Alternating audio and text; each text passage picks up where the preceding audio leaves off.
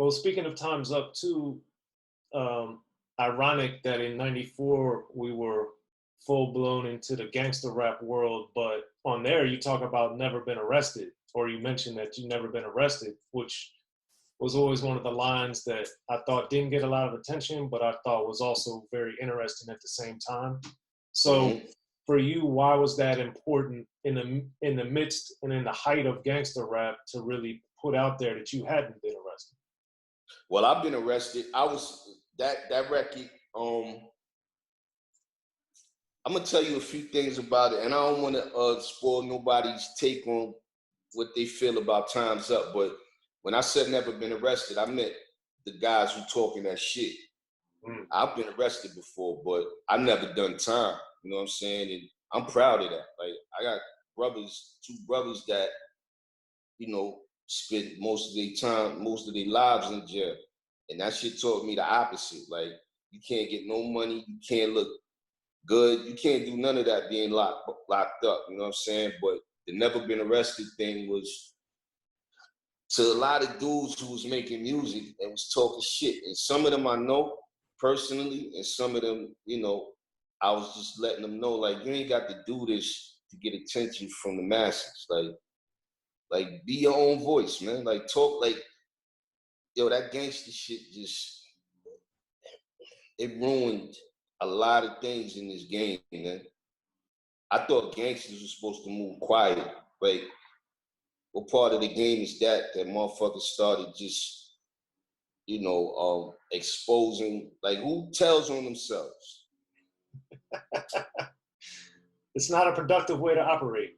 Yeah, like, if I catch a body, you think I'm gonna talk about that on a record? Like, that's not, like, that's not logical to me. Like, it's not normal behavior, though. Right. Yeah, I agree. And but I also think gangster rap in general is very misunderstood, because I think the reality is the Schoolie D's, the Ice-T's, the Just Ice, the Boogie Down Productions, the N.W.A's, the early people doing it were showing the other side of it and exposing these horrific things going on in the world. They weren't celebrating drug use. They were saying how bad it was. Right. I think whether it was the media or even the fans, I think got it twisted as to what they were actually doing. And then the music itself turned into, I'm gonna kill this, I'm gonna smoke this, I'm gonna do this, but it wasn't. And I think the best forms of it are not that. Right, but it was reality rap before it was gangster rap. And street reporting. And street reporting. And on top of that, at the end of the day, it just, for me, man, like,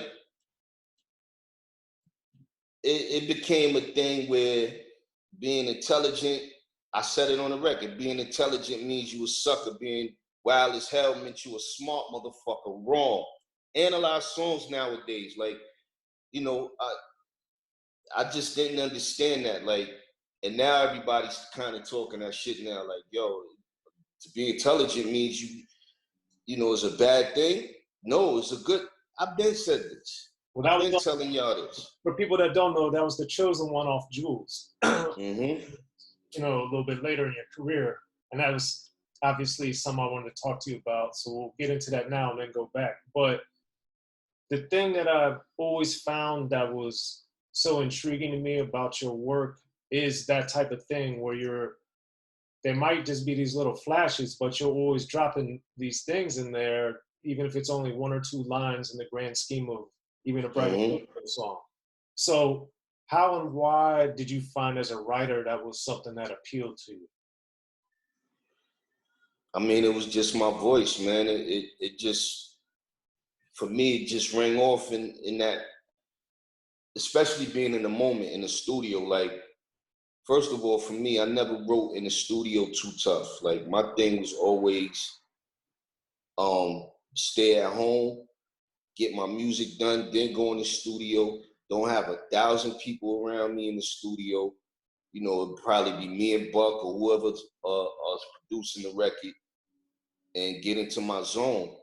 And I just always felt like in my mind, like it goes back to the everyday life thing, man. Like you want people to relate, you want people to understand you, but you want people to relate, because I'm not the only one that goes through these things, whether black, white, pink, yellow, blue. And you know, people go through so many things in their lives and never get to report it. You know, that's why people make music, because you can talk for them. You know, you can talk through music for them.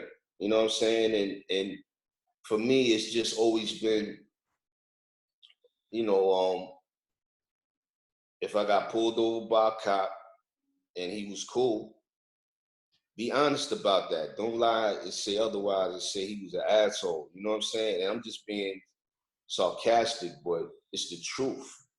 You know what I'm saying? I've had bad experience with police, and I had good experience with police.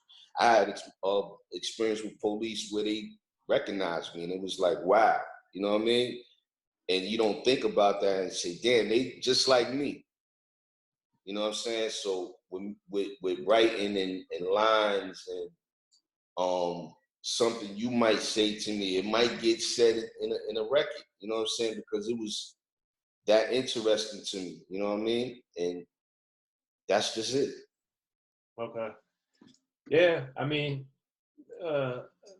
your take on a lot of stuff is interesting, which is why I've always been interested in your music. But with Go Ahead, for instance, also, I thought it was interesting on many levels that how you presented that story, because you thought your girl was messing with some dude, but it ended up she was messing with a girl. But then it wasn't like we saw in a lot of other records to where it was like, oh, now I'm gonna get both of them. It was like, no, you know, you're done. So what made it to where you didn't kind of go to that fantasy world of I'm gonna make these uh, lesbian ladies love me too, even though that's not what they're into, you know?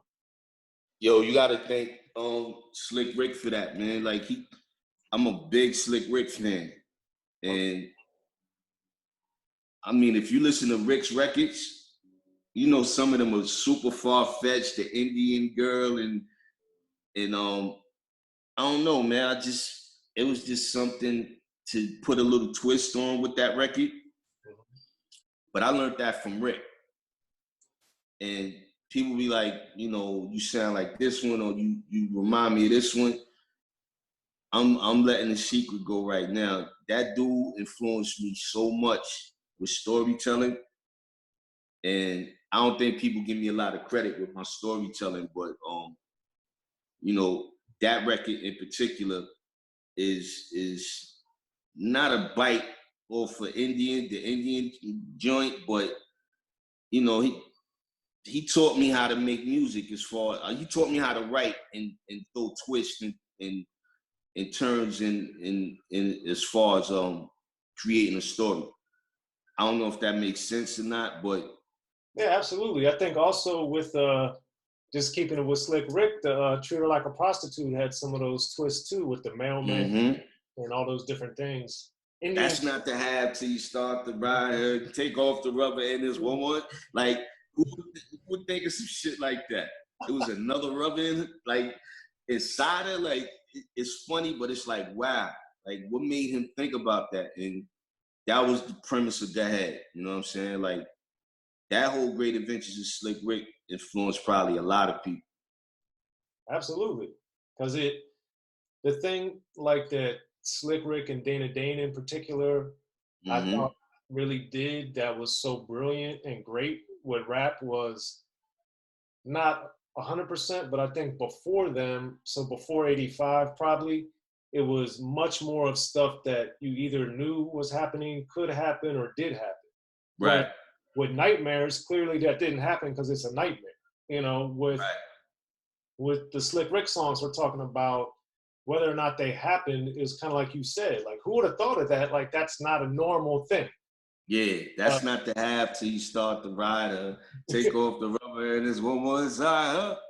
Or even like, even the Crabs discussion on Indian Girl. Yeah. Like, what? You know, the voices, hey, like, it's like, wow, you know what I'm saying? And like you said, even Dana, I seen your interview with Dana, and he influenced me too. You know what I'm saying? Like, so the story thing is just sometimes it's truth and sometimes it's just fantasy and you know, being creative.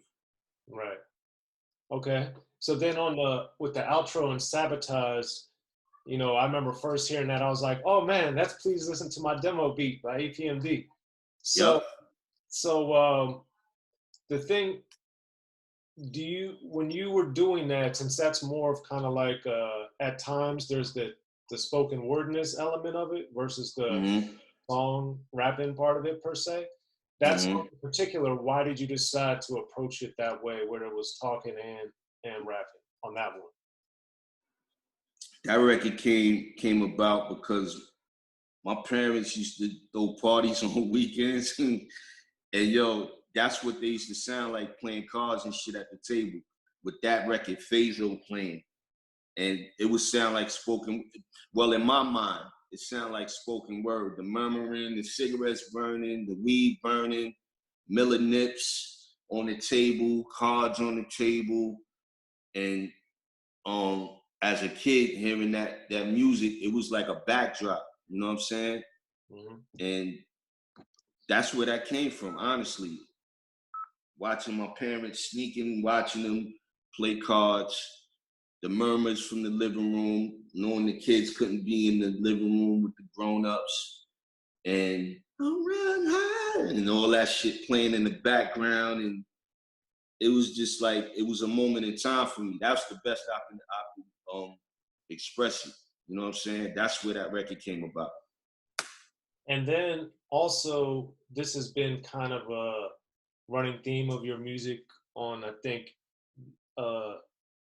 undertone per se, is like on there you talk about who gets the happiness and how can we find it, or that's said on there, I should say.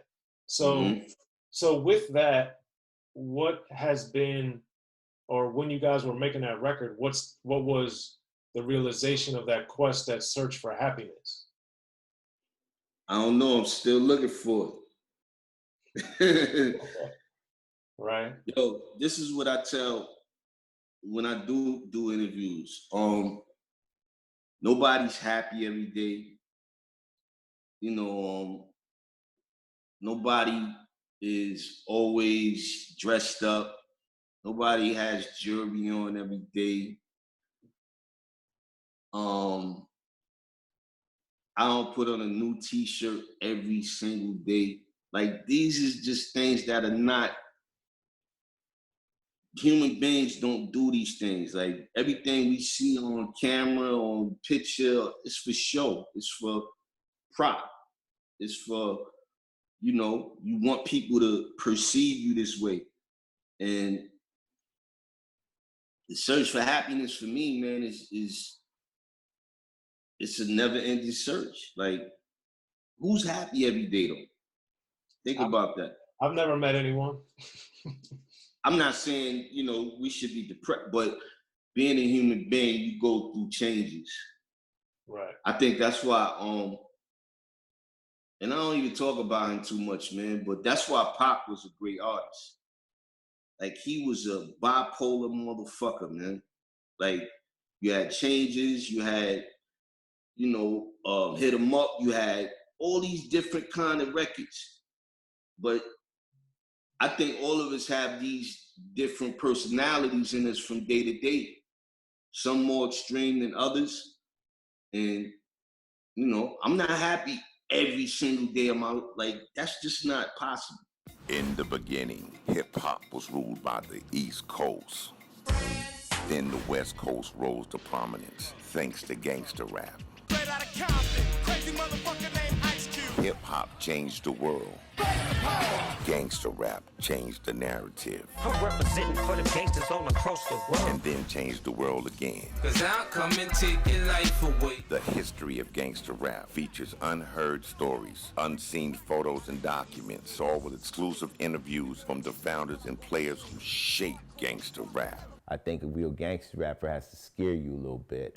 The history of gangster rap, written by veteran rap journalist Soren Baker. In stores now. Yo, what up? This is DJ Quick. Be sure to pick up my homeboy Soren Baker's book, The History of Gangster Rap, if you really want to know what we do.